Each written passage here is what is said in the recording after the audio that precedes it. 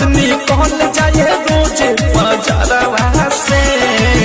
दिल लागल बा हमारे सखी रे ड्राइवरवा से, दिल लागल बा। ए भौजी काहे पसीना पोछा तारू?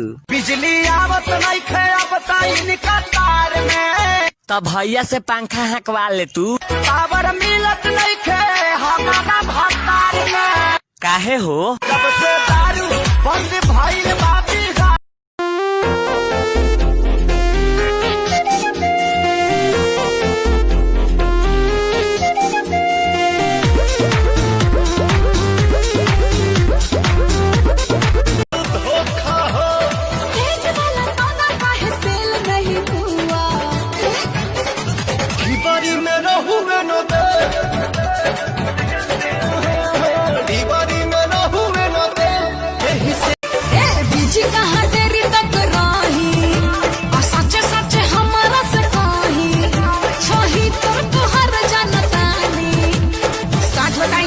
एगो तू ही बड़ू रानी।